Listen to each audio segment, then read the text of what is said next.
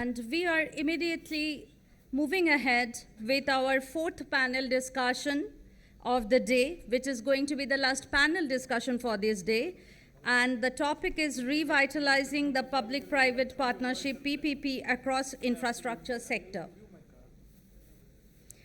India is one of the leading countries in implementing PPPs to deliver infrastructure projects, with over 2,000 PPP projects in various stages of implementation. Ladies and gentlemen, we are going to start our fourth panel discussion. I humbly request you to be seated at the auditorium, please. With over 2,000 PPP projects in various stages of implementation, India ranks high on global rankings in private sector investments, business climate, and institutional maturity for PPPs.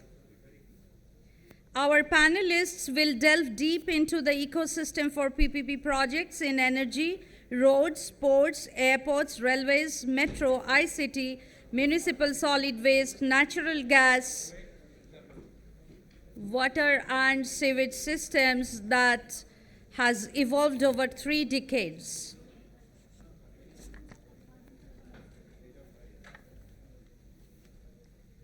We are just setting the stage, and I would request everyone in the audience to be seated for a very interesting round of discussion, which is the last panel discussion of the day.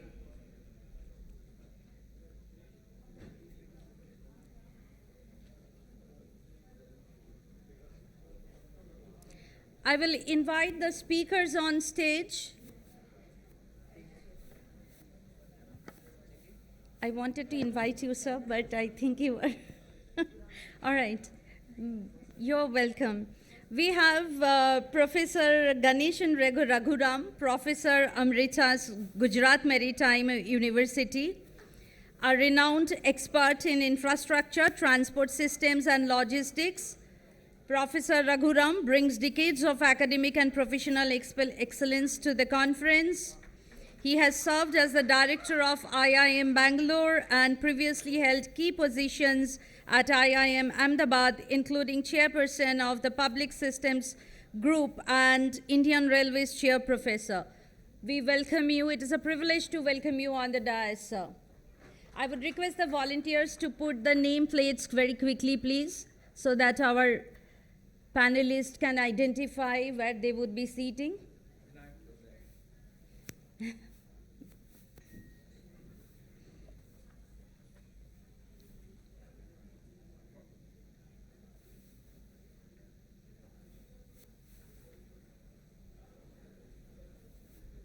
Our next panelist, Mr. Rajan Mehta, founder, Climate Ventures Partners and Climate Actions Labs, a visionary serial entrepreneur and founder of Climate Action Labs.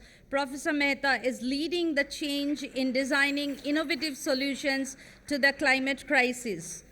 Our heartfelt gratitude to you for being with us, sir. May I call up on stage our next panelist, Professor V. Venkataramana, Professor of University of Hyderabad. Professor Ramana is a highly respected academician and visionary leader in higher education and management with an illustrious career spanning over 35 years. We welcome you on stage, sir. And we already have the panel chair, Mr. Vinayak Chatterjee, with us, the esteemed founder and managing trustee of the InfraVision Foundation, as the panel chair and speaker at ICIDS-2024. We have, may I call upon stage our panelist, Mr. Vivek Sharma, Head Energy Strategy Group, Adani Energy Solutions Limited. Sorry, I skipped your name. I apologize for that. Mr. Vivek Sharma, an accomplished leader in the energy sector with over 24 years of experience, is currently driving energy strategy at Adani Energy Solutions Limited. I would request the chair of the panel to take ahead the discussion now. Thank you very much, sir.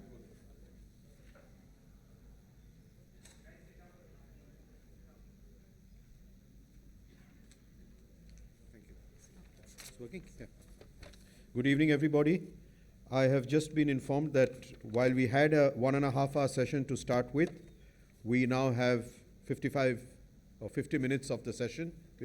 We should be closing at 7. So I'm going to ask my panelists to be very crisp.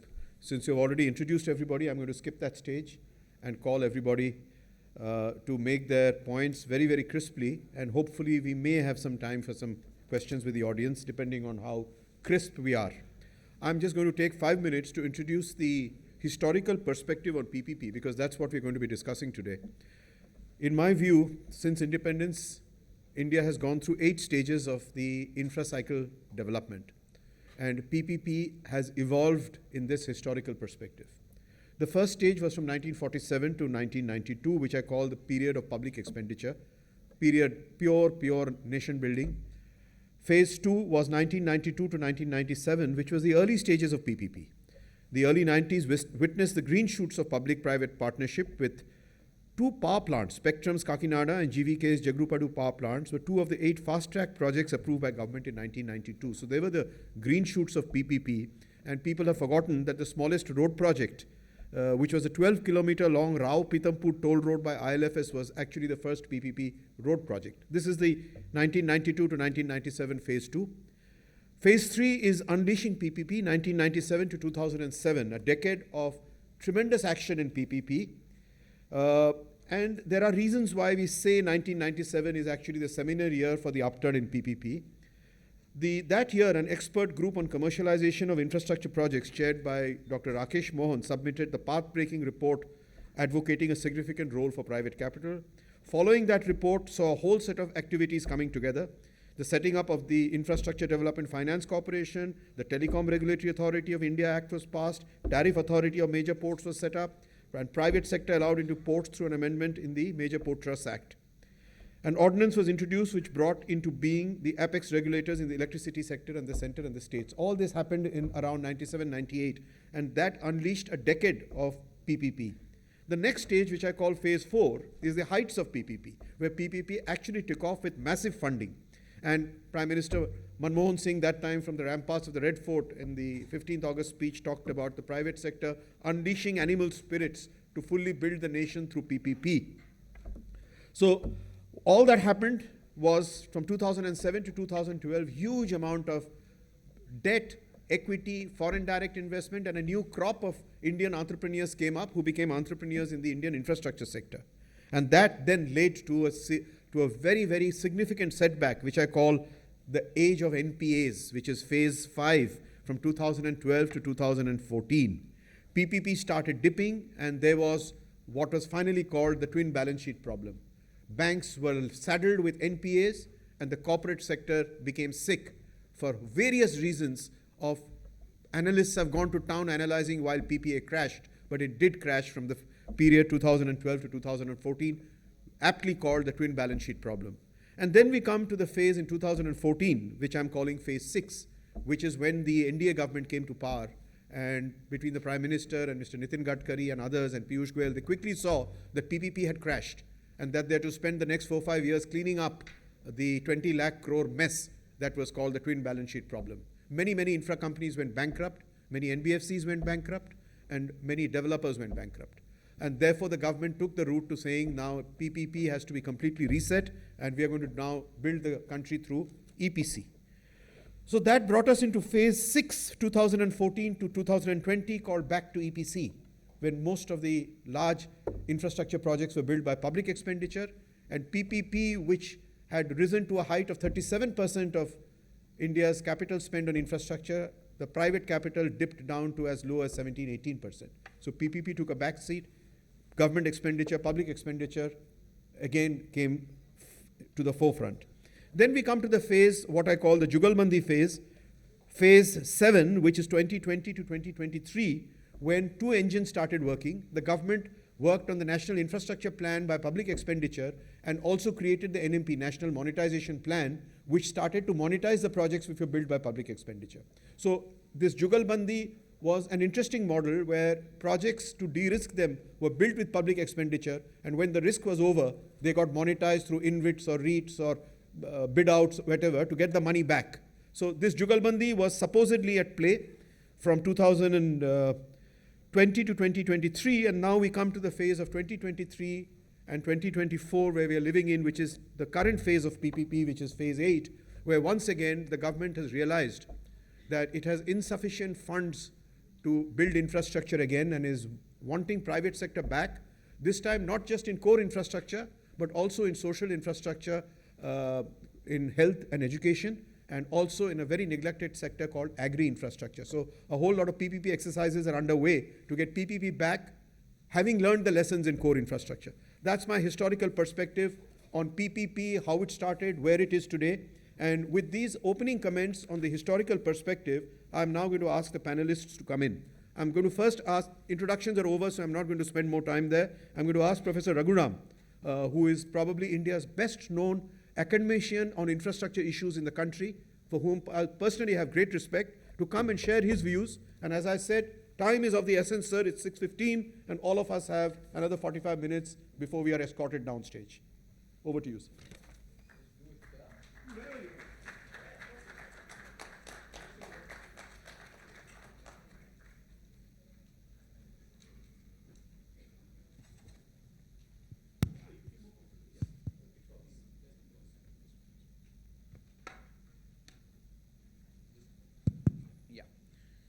Hi.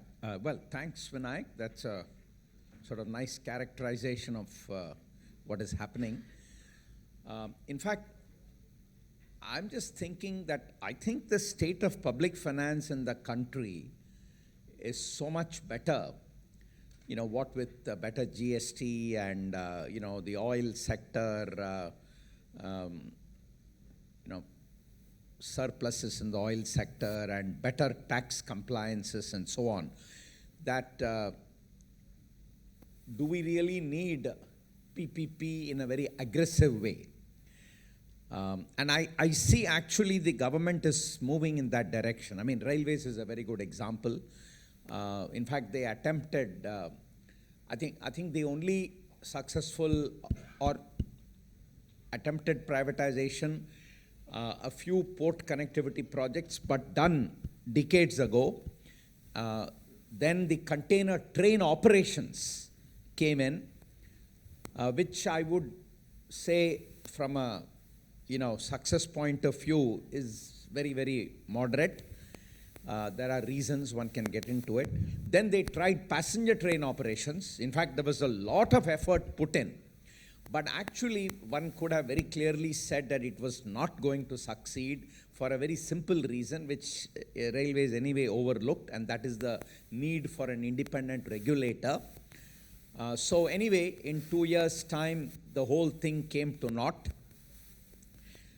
Of course, today railways don't have to worry. They don't even have the pressure that they had earlier, where they had to generate enough surplus for capital investment. Now, significant amount of capital funding is coming in directly from the government. Same thing is happening in the road sector. Metro, it's very clear, after 3 attempts of PPP, the Delhi airport line, the one line in Mumbai, with plans that all the lines will come under PPP, and Hyderabad. If finally the Delhi metro line went away and it's back to the public sector, the one line, so in Mumbai, after the experience of that one line, it was decided all the subsequent lines will be done through public funding. And even this one line, now the negotiations are on for the public sector to take it back. And in Hyderabad, well, the private player actually wants to sell out. That's L&T, because they say they are really not into operations. They are more in the BOT, they are more into B and not O and T. So anyway, I think these are, and maybe metro is one, the fundamental DNA of metro, and one can also look at many other infra projects where maybe the B part is really not amenable to private play. So, and what is happening in the road sector? I mean, Take the Samriddhi Expressway, Delhi-Mumbai Expressway, all big projects. There is no appetite for private play to take on the risks of such projects, but the country needs it. And it is only government that can take on the risk. And very rightly, that's what is happening. So the government will do it, and like you alluded to, maybe once the project is in place, the traffic patterns and everything emerge, at some point the asset monetization can happen. And at that time, maybe private play can come in, where it becomes more of a kind of a business that a private player can manage. So that's probably the format I am seeing will happen. Of course, see, where we are operating like a factory in a specific location, so ports, power sector, especially the generation part, maybe airports, I think the potential for bringing, continuing or increasing private play, the opportunity could exist. Because the risk, I think the risks are of a different kind, a little more controlled. And so that's how I see the future of PPPs. Thanks, Raghu. That was crisp, and that was a very good oversight. Well done. I think you added much to the perspective. I'm now going to ask Vivek Sharma, Head Energy Strategy Group, Adani Energy. I've known Vivek over many, many years, from his days in CRISIL to now his strategic role in Adani Power. If there's anybody who knows anything to do with power sector in India, it's Vivek. So it's over to you. Thanks, Vinayak, for your kind words, as usual. But, I think I have a few points to share, even though you've given a good perspective in terms of historical perspective of various phases. And there are a lot of learning we had over the period, and there are a lot of things we have done even after learning wrong. So like the recent one was 2012, 2014 NPAs, and I'll come to that. But I think some part which is still missing for the energy sector is that there is a inbuilt regulatory uncertainty. And whenever we structure any PPP project, we do assume a certain regulatory system to be there in a long-term basis. In India, and it's, this specific thing is something which remains uncertain. The contract structure do provides some degree of, change in law. But to actually include that and fight that out, change in law, is a long drawn process. And that's the time when, the private sector starts feeling a little frustrated. And I can give you many examples where right now in power sector, in renewable sector, there are change in law, pending payments pending before one court to another. And India, no public sector or no government agrees till it goes to the Supreme Court. So by the time you lose out your money and working capital, and of course patience. So I think this is something which is improved. This need to be further improved because your counterparty risk still persists, and it gets dovetailed when you have a regulatory certainty around, because regulatory certainty is something which even the government official will not accept as X into Y. X changes to Y till somebody else says that it is Y. So they have to go to the court to say Y, and they'll go till the Supreme Court to say it is Y, not X. So that's, I think, something still there. On the private side, I think also there is learning which need to be included, that the situation in terms of, and I will get into the reasons why they were NPVs. NPVs were because there was a lot of exuberance, there was a lot of PPP suddenly opened, people thought, private sector now is there, so they went into with a crazy pricing, along with, reverse auction, which we are seeing in India. I think some point of time to see a success of PPP, how many projects actually got, completed, with also see a success in terms of private sector and overall, as reflected in the contract, you will see the percentage is low. So lot of project which has been awarded, which actually never got materialized, or materialized later on become NPA. So I think somewhere the private sector also has to have some degree of realistic assumptions, and the lenders also taking realistic assumptions while evaluating those proposals. Because this exuberance today or tomorrow, the cycle will come back in terms of NPAs, or you're going to the court one way or other. So I think both sides, there's some degree of improvement is required, even though I would agree that last 2 days, a lot of improvement has happened. We have not, I did not mention Enron, but Enron was one case study. Anybody who's entered into power sector, read first.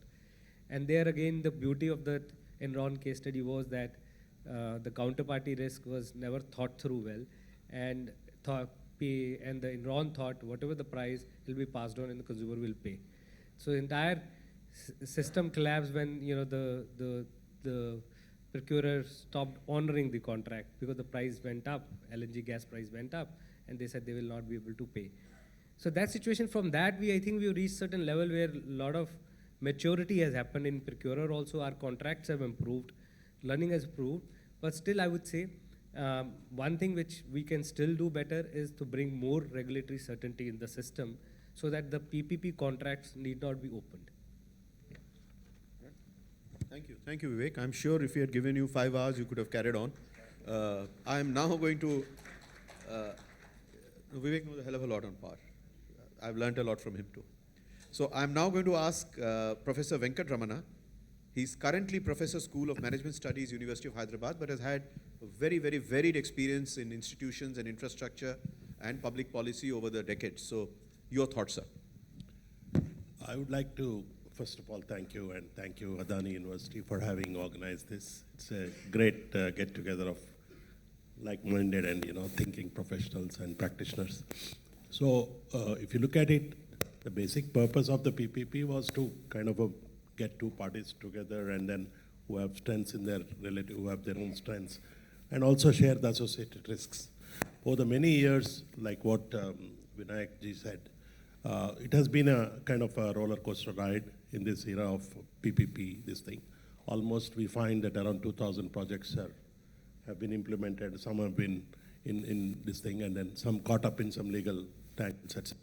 But overall, the concept is a wonderful one, because if you look at governments across the globe, you find that the governments would not be able to do many of these things. For example, delving in ports, airports, and especially because we don't have the competence. I have also served in the government for almost 7 years till recently, and I found many times the key or the stumbling block is the government itself, because either at the state or central. Because because while the interest is very high amongst the both parties in the beginning, the honeymooning is over very quickly, either because of the pre-project planning defective planning, or either because of the file movement. That's one part of the story which I want to say. But on the other hand, if you really want to leapfrog and take our projects to the next level, I think a closer coordination between these planning and then all this is required. And as rightly said, a very clear, you have to have play the role of a devil's advocate. Right from the beginning, have clarity on what you're going to do. And also the approach of one size fits all doesn't work. What works in Gujarat may not work in Telangana, what works in Tamil Nadu may not work in Kerala. So you need to actually balance out these issues. And I think the best part was that we have substantially risen in the number of road connectivity projects.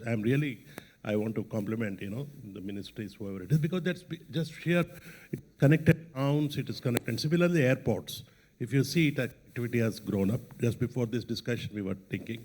And then one thing we can always do is probably link the national priority agendas and then select few sectors and then try to concentrate. What is happening now is we try to spread our resources thin. Initially, it started with railways, roads, and then we can go to ports and airports, et cetera, et cetera. And the last part is, as somebody said, whatever we do in the PPP, it should be kind of I call it the smart concept, the sustainable, and then, multimodal, which gives access to everyone, responsible. You just can't lay a road and then displace hundreds and thousands of families, because we need to have a social connect to it. And then finally, use of high technology. So I think these are some things in the PPP side which I have seen. And rightly said, Mr. Vinayak, that there will be phases of this. But I think in the Viksit Bharat context, which we are talking 2047, looks like it is possible that we can take many of these agendas ahead, provided we have this follow the things which I said: better coordination, transparency, and then clarity in thought and clarity in implementation. Thank you. Thank you. Thank you, Professor. We now bring a different perspective to our discussions. I'm very pleased to now introduce the next speaker, which is Mr. Rajan Mehta. From the corporate world, he built himself an alternate career in climate action, went and studied at Harvard, came back and wrote a book called Backstage Climate, which was published in July 2024. So, Rajan, you will now infuse the perspective of climate change and sustainability into our discussions, and hopefully somewhere weave it in with PPP so that all of us act responsibly. Over to you. Sure. Thank you, Vinayak. In fact, I'll start with PPP. If you look at the last 250 years, we've had enormous growth, development, and improvement in our lifestyles. And really speaking, thanks to fossil fuels. It's fossil fuels that have enabled this. But today, when we realize the collateral damage these fossil fuels or the greenhouse gases have done, we know we need to take a U-turn, and a sharp U-turn, right? But how do we do this? Because our societal structures, our economic structures, our industrial structures are all built around fossil fuels. So this U-turn is going to cause a lot of disruption, right? So one way is that we worry about it, but one way is we could also look at it as an opportunity, right? And disruptions are the best for innovation, for entrepreneurship, but both innovation and entrepreneurship require capital. To mainstream innovation, you need capital. You also need capital and finance to move agendas, right? Now, how do we get that capital? Earlier, for most of the sectors that have developed, the system was that public capital would come in, would create public goods, de-risk investments for the private sector, and then private sector would come in for profit. And there's nothing wrong in it. That's the right approach. But this was a sequential system. It would take time. But climate change is not offering us any time. It's not offering us that luxury, because things need to be done fast. We have the net zero commitments, we have global warming happening. So how do we do it? And that's where the need for public and private to work in cohesion in parallel so that we can speeden up things comes in, right? Public sector can bring in they can de-risk the projects. They can also bring in resources. Private sector can bring in the expertise and also the flexibility to raise capital. And I believe that when you put these two together, we could expedite infrastructure development, keeping climate in view. And even from climate point of view, there are a lot of projects which are first of a kind, which nobody understands. To de-risk them, I would imagine that we would need public-private partnership in whatever form it comes. So. Thank you. This is a beautiful panel. It's 6:30, right? So, and I think you delivered key points very, very crisply. So thank you to the panelists. We have now half an hour at our disposal, so I want to make it a little interesting. I'll come to forums such as this not only foster discussion, but also lead to a certain crystallization of ideas that get transmitted to leaders, both in government as well as in the private sector. So I'm going to ask each panelist to talk of one major recommendation that you would use this forum to make to either captains of industry or leaders in government, to say that in this discussion on PPP, I would suggest that you take this aspect with the seriousness it deserves or change this policy. So I'm going to kickstart that myself. That will hopefully give a few seconds to the other panelists to make up their minds what their recommendation is going to be, so that at the end of this session, you add some value. And when you write the notes on a seminar like this, at least you'll get 5 key points about the outcome of a session like this. So I'll kickstart this, and I'm going to ask each panelist to use this time to think of one suggestion, either to a private sector or to the government sector, but one key major suggestion that you think shapes the PPP agenda, because that's what we're discussing today. My big idea would be that in 2014 and early part of 2015, when the NDA government was settling down, they realized that while they were pushing while they were pushing EPC, they couldn't completely neglect PPP. So they set up a very, very high-powered panel called the Kelkar Committee. Now, as many of you know, Mr. Kelkar himself is a very eminent finance secretary and a thinker of government policy. And the Kelkar Committee in July 2015 was charged with coming up with a report on revival of PPP. Raghu, were you on that committee? Okay, but many, many people connected with infrastructure were co-opted as members of the Kelkar Committee. And by November, December 2015, the Kelkar Committee came up with a fantastic report on the various steps that needed to be taken to revive PPP, from independent regulatory authorities to protecting bureaucrats to renegotiating contracts. Many, many points are there. I don't want to list it right now. But the Kelkar Committee report was commissioned by the NDA government. It was commissioned when Mr. Jaitley was the finance minister, because he wanted measures to revive PPP. If any of you are interested in PPP and read the Kelkar Committee report, you will realize that it's a storehouse of what is required to revive PPP, exactly what we are talking today. Unfortunately, it was never formally accepted by the government, and nobody from the government ever told us what they intended to do with the report. And therefore, from December 2015 till 24, we do not really know what the government's views are on the recommendation of the Kelkar Committee for Revival of PPP. So my single point recommendation as an outcome of this seminar would be to note that the government may please examine the key conclusions of the Kelkar Committee report and see which of them there is political capital to implement. That's it. I am now going to go straight down this way, and Raghu, over to you, and then I'll just go down this way. After that, if we have time, we'll have open house, and I think we will. Yeah. So so if I broadly characterize an infra project as build, operate, and transfer, BOT, as I already mentioned, build has a lot of risks. Now, unless it's in a controlled environment, maybe like a port, an airport, power sector, there is opportunity to get build also into the private hands. Private hands as a PPP. Otherwise, EPC is always possible. So as a PPP. O is really where the relative or the competitive advantage of the private play comes in.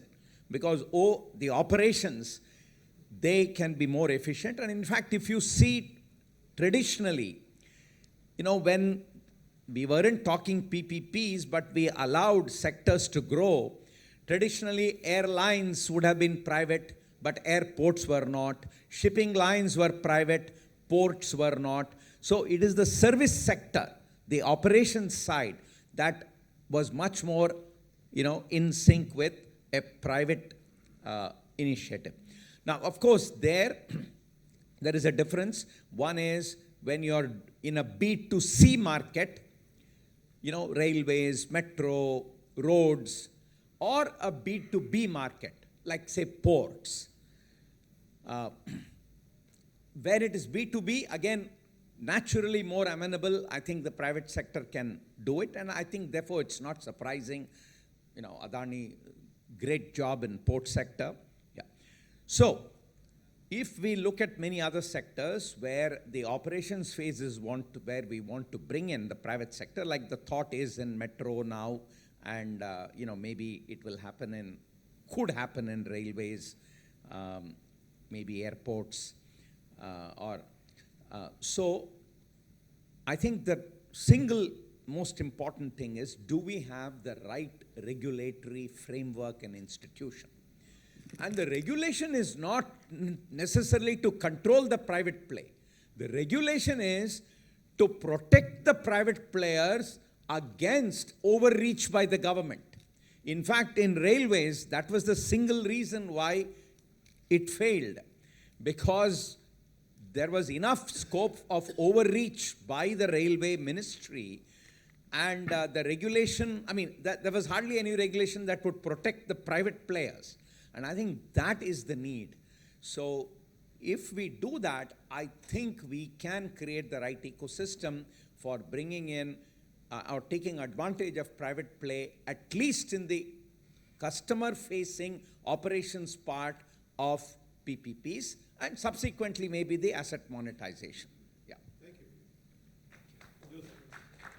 Thank you, Vinayak.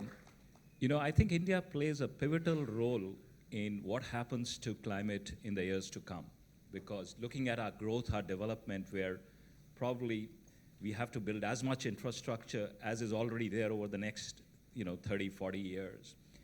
We have a unique position in the world, and out there in the world, there are a lot of new technologies sitting there, right, being experimented, being developed.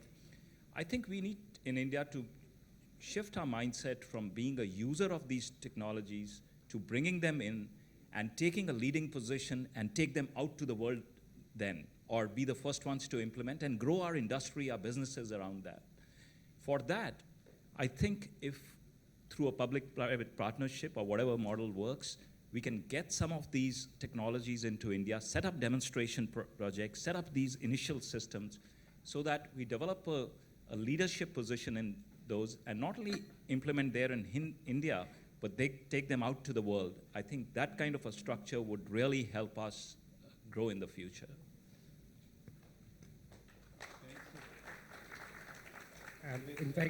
In fact, Rajan made the point that we need to really take a bold U-turn. And I wanted to pick that point, and that's something which I think I'll, in a way, recommend what we can do to have that bold U-turn also.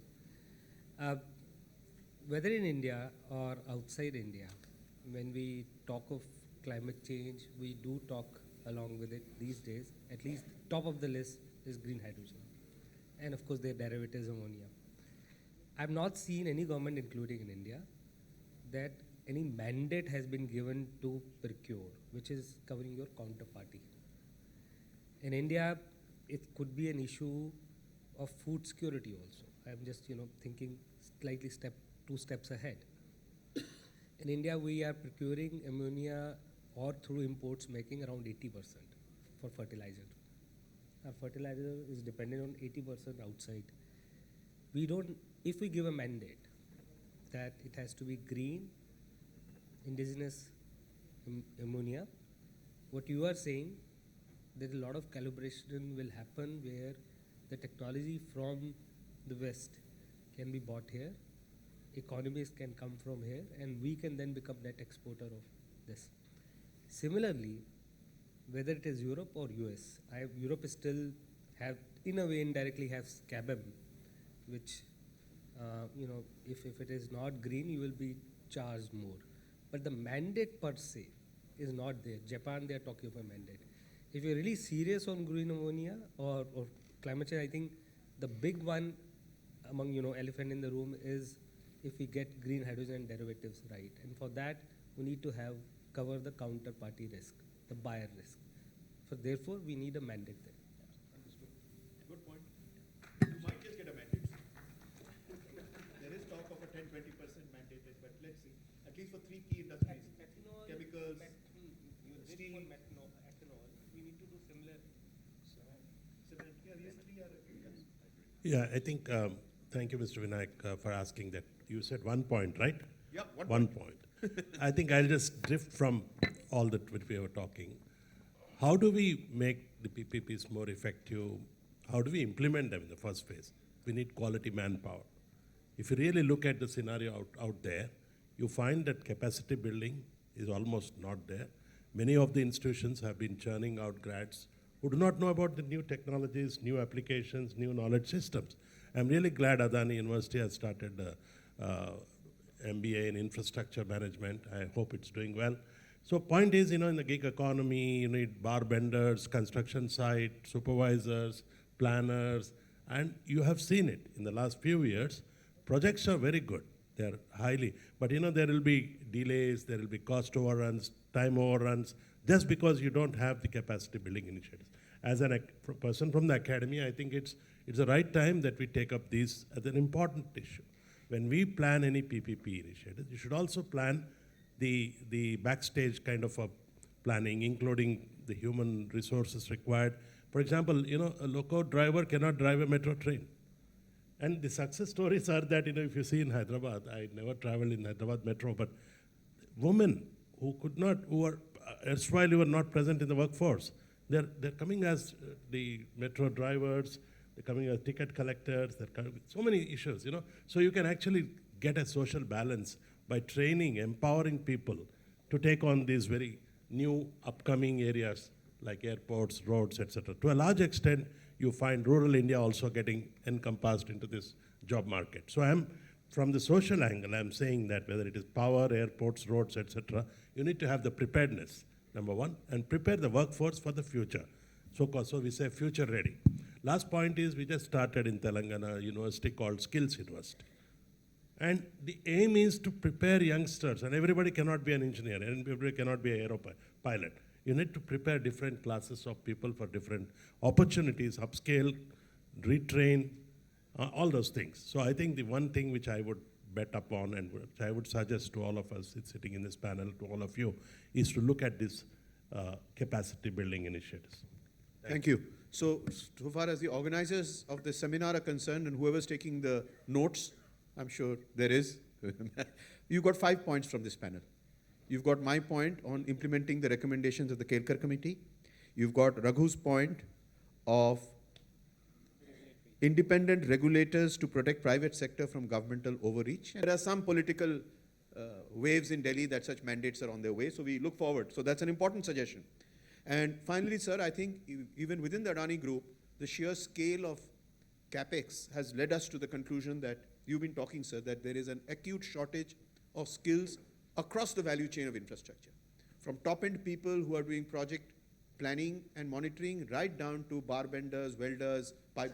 So the skills gap is there from the bottom of the pyramid right to the top of people who are managing projects, and therefore the commensurate efforts at skill building, management education, and capacity building cannot be overemphasized. So you've got 5 points from this panel. We still have another 13 minutes to go. Open house. We have a hand up there, sir. Please keep your questions brief so that we have the maximum number of questions, and I'm going to close the session on the dot at 7 o'clock. Over to you, sir. Please introduce yourself, and a question, please.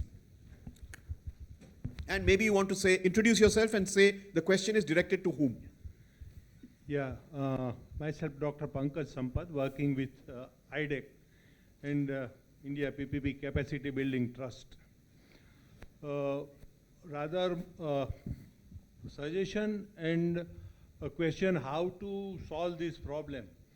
Over the years, sir, I noticed that there are very few competition in PPP projects. Means players are very limited compared to EPC, naturally. And the scale at which the PPP should come out, that is also very minimal. That means we are not talking about the entire city. Suppose, for example, Ahmedabad water management, one operator takes all the responsibility and take up the existing infrastructure and provide the world-class service, even with the help of foreign players. So this kind of capability of our companies in India also found very limited. So it restricts competition also, and therefore government is also facing problem when coming out with certain projects or ideas. Then people also understand that कि भाई ये तो government अपनी liability बेच रही है. So my question is that कि how to solve this problem which can bring in players, more competition and trust of the people, which is hard at the PPP concept. You want me to solve the problem, or you want one of these? You are chair, so you can address this. Yeah. No, we'll just. So I think the answer is very clear. Confidence has to build up, right? It is not that attempts have not been made. ILFS did the first water supply project at Tirupur, right? So a water supply project was done in PPP mode. The airport in Noida has come with 100% FDI, foreign capital. I think the issue is one of building confidence, building scale, and scaling up so that the easiest ones to do are what Raghu said, which are within battery limits. The ones that get closer and closer to B2C, like water supply, get more and more difficult. But electricity distribution in Bombay and Delhi and other parts, including the whole of Orissa with Tata Power, has shown that even B2C works if given the right ambience and political push. So the answer, telecom, very clear as he's saying, B2C, wonderful. So it is not that it's not working. What you are saying is that it needs to be scaled up so that far more B2C stuff like water and city planning is done. So point well taken. Does anybody want to add to what I'm saying? Okay, next question please. Yeah, Professor Morris.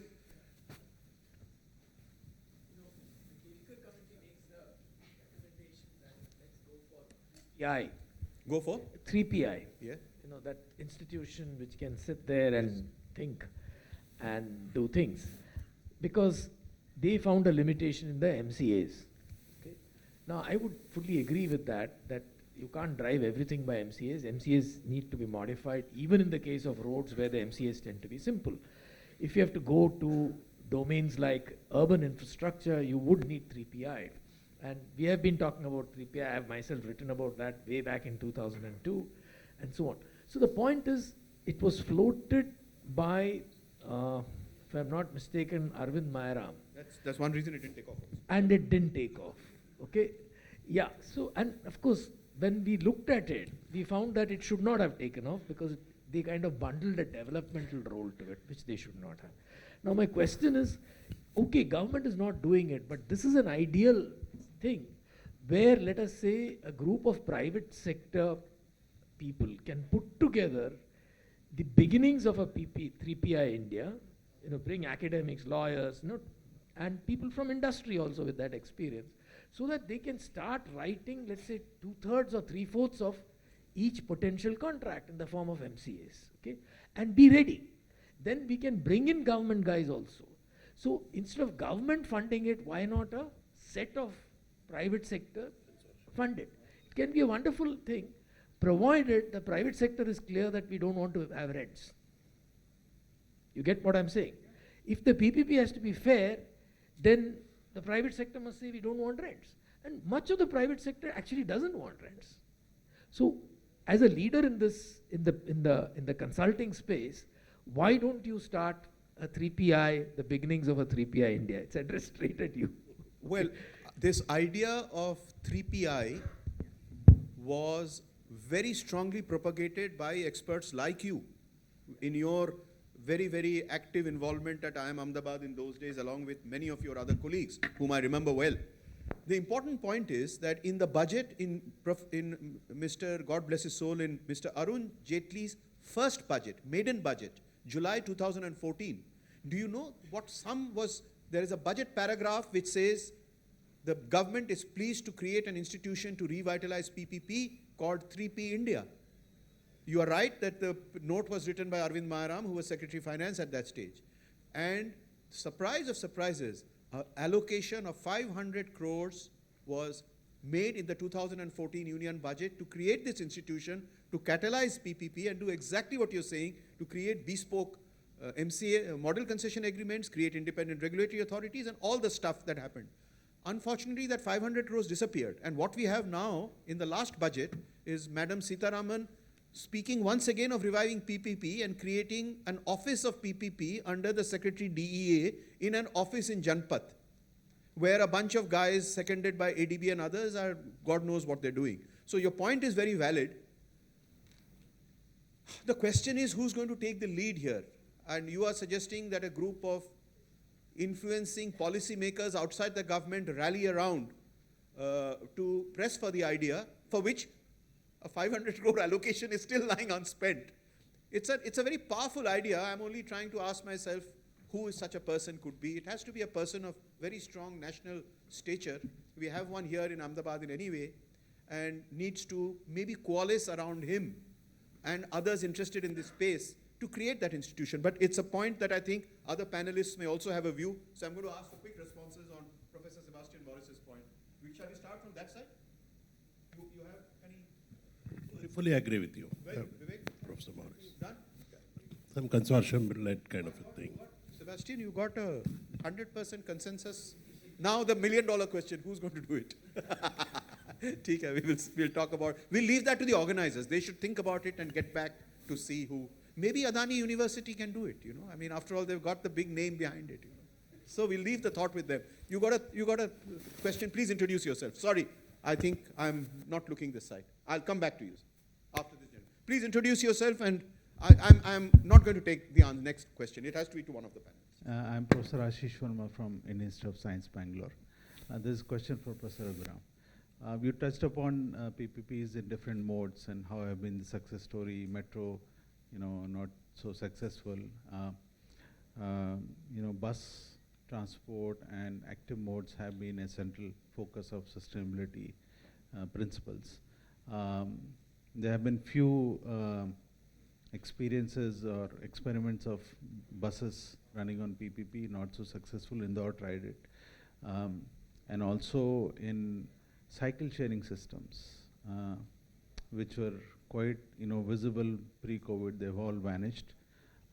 Any thoughts on some good ideas of PPP on buses and active modes like cycle sharing or micro-mobility modes?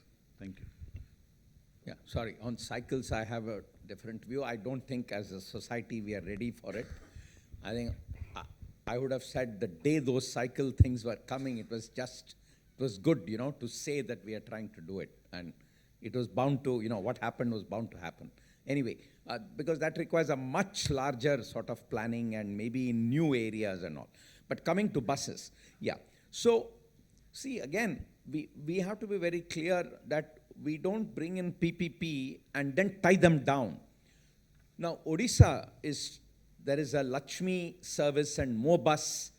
Mobus is the one in the city and Lakshmi is into the districts and rural areas, being done on PPP basis, but not on, in a bus, price control the government would like to keep. They may want to change prices at different times. They may want to have different prices for different segments. Women, some pricing, senior citizens, whatever. So, but taking away pricing, if you are able to create a framework in which the private party comes in, brings their expertise in getting buses, in maintaining the buses, in running to, or developing schedules, running to those schedules, maybe. And I think, to me, I've had a chance to go and study that. I think it seems to have signs of success and, sustainability. So I think it's possible. We've got to be clear, what are the elements where government needs to keep, because it has other reasons, but taking that away, how do I make it commercially viable? And, and within that, a bidding process. Again, open bidding and all that. So, eminently doable is what he's saying, if properly done. I'm going to take two last questions, both one from this gentleman here and one from that gentleman here, then we'll close the session. I'll take the two questions together, then we'll see how to address it. Your point? Sir, what lessons can... Sorry, please introduce yourself and to which panelist. I am Vivek Parmar, sir, in a MBA first year infrastructure course. So my question is from you, sir. What lessons can India learn from global best practices in PPP infrastructure projects? Thank you. Good, that was the crispest question. Thank you. Next. Suraj Mishra, I am first year MBA student in infrastructure. My question is to Raghuram sir, that how can India enhance public trust and ensure financial viability in PPP infrastructure by adopting to the best transparency model and mitigating the associated risk effectively? Baap re baap, ye to PhD topic hai yaar. ठीक है, you will answer that, Raghu. But to answer your question, learnings from international is a double-edged sword. We have now realized that in Thatcherite Britain, the two major public works that were privatized, British Rail and British Water, British Rail has already been renationalized. And there is significant criticism about water. So I think the lessons to be learned are that there is nothing to be emulated as a transplant. It has to be tailored, bespoke, and I think many people in the panel made the same point, to local realities. And to my mind, I have now learned that the lessons of Britain and many other places are teaching us that solutions have to be crafted very, very, very carefully, for which institutions like what Professor Sebastian Morris said of 3I, which actually tailors it to local conditions and local socio-political environments are required. That would be the biggest learning, is don't take any learnings. Do it properly, the best way that it can be done. And on the new PhD topic, sir, the question was for you, you will answer. Yeah. So, no, first of all, on British Rail, I just see, I'm uncomfortable if we say it is renationalized, because elements of it are renationalized. I think we need to be clear. For example, workshops were privatized, and I think they continue to be so. It's the main rail network which got privatized, and that didn't seem to work. And maybe some of the services, service packages. So anyway, now coming to so I just think we've been doing that for the past, whatever, so many years, and learning our way. As long as there is continuous improvement, where we are learning, we talked about MCA, a model concession agreement, transparency around it, having institutions that, and why should there be only one institution? I mean, I think some of these may need multiple institutions, or every state. If you really want to revitalize PPPs, bring in the trust, bring in the transparency. Institutions like this, doing more research, thinking through, writing, looking at case studies and building on that. I think ultimately creating the overall ecosystem, where also at the point that was mentioned by Pankaj about competition, creating more capacity and having more players coming in. I mean, interestingly, in telecom, actually when it got privatized, I mean, we used to have like 15 players. Finally, of course, I think in any infrastructure, it's probably only an oligopoly can survive. And today that's the situation. You have two players, a third player barely struggling, that too with government support, and a fourth player which is pure government. So I think that's the overall characterization. And yeah. I'm going to close. So it's 2 minutes past 7, and I'm going to close the session. Thank you, panelists, very much. I'm particularly thank you all, very crisp. And thanks to the audience who were involved. So thank you very much. 7 p.m. in the night, but I haven't seen a more engaging discussion than this panel discussion.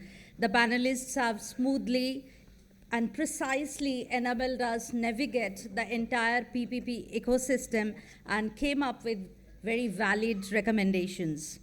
A time to express our gratitude. I would like to invite Dr. Amish Kumar Vyas. Please come on stage and felicitate Professor G. Raghuram.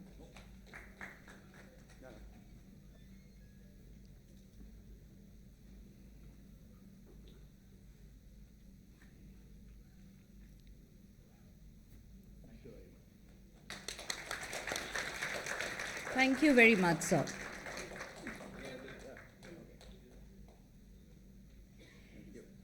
Professor Rahul Singh, please come on stage and felicitate Shri Vinayak Chatterjee.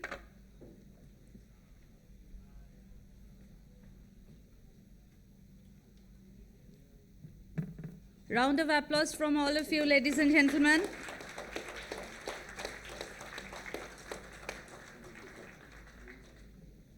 Dr. Riya Mehta, may I call you up on stage to felicitate Mr. Rajan Mehta?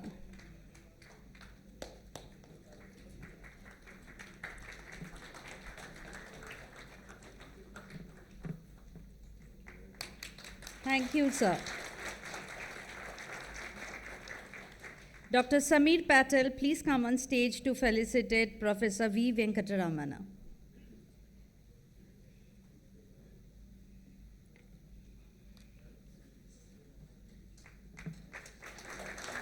With a round of applause, our gratitude to all the speakers. Professor Mayur Shah, please come on stage and felicitate Mr. Vivek Sharma.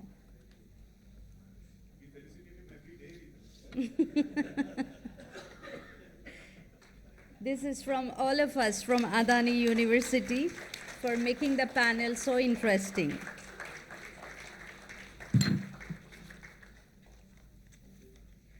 Thank you very much. Thank you. A group photograph of the panel. Kindly stay forward.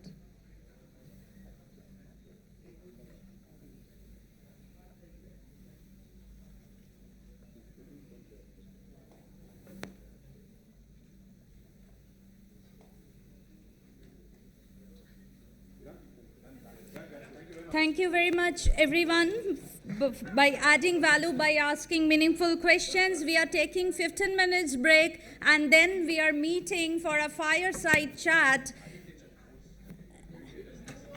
in the garden area. Thank you so much. Thank you so much, sir. A big round of applause for all the audience.